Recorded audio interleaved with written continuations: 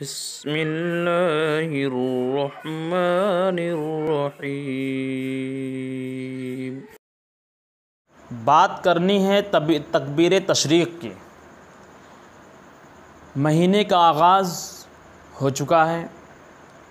इसी महीने में 3 दिन क़ुरबानी के दिन हैं और उस क़ुरबानी के दिनों में अल्लाह के नज़दीक क़ुरबानी से बढ़कर कोई अमल नहीं है। क़ुरबानी के दिनों में क़ुरबानी से बढ़कर कोई नेक अमल नहीं है।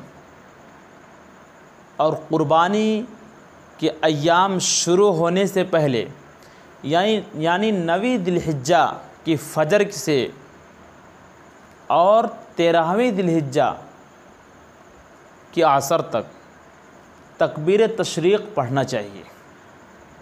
तकबीर तशरीक़ क्या है? अल्लाहु अकबर ला इलाहा इल्लल्लाह अल्लाहु अकबर वलिल्लाहिल हम्द। ये तकबीर तशरीक़ है। तकबीर तशरीक़ क्यों पढ़ा जाता है? इसकी वजह क्या है? जब अपने प्यारे लाडले चहीते पैगंबर नबी हज़रत इब्राहीम अलैहिस्सलातु वस्सलाम को अल्लाह ताला ने ये हुक्म किया, इस्माईल को क़ुरबान करने के लिए, ज़बह करने के लिए, ख्वाब में आपको दिखाया गया। आपने ख्वाब देखा कि मैं अपने बेटे इस्माईल को ज़बह कर रहा हूँ। जब ये ख्वाब देखा तो अपने बेटे इस्माईल से ये बात रखी कि बेटा, मैंने ख्वाब में ये देखा है, तुम्हारी क्या राय है? तो हज़रत इस्माईल अलैहिस्सलातु वस्सलाम भी नबी थे और एक लाडले पैगंबर के बेटे थे।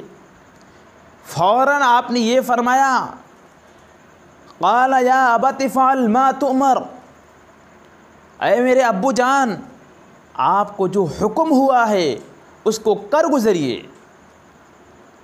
सतजिदुनी इंशाअल्लाहु मिनस्साबिरीन, आप मुझे सब्र करने वालों में से पाएंगे। मैं सब्र करूँगा, ये अल्लाह का हुक्म है। इब्राहीम अलैहिस्सलातु वस्सलाम हज़रत इस्माईल अलैहिस्सलातु वस्सलाम को जब ज़बह के लिए तैयार हो जाते हैं, मैं तफसील नहीं बयान करना चाहता, ज़बह करने के लिए जब तैयार हो जाते हैं, जंगल में चले जाते हैं, जब आप अपने चहीते लाडले बेटे को ज़मीन पर लिटा देते हैं, और किस तरह लिटाते हैं? फलम्मा अस्लमा वतल्लहु लिलजबीन, पेशानी के बल जिस तरह हम और आप सजदा करते हैं, इस तरह लेटाते हैं।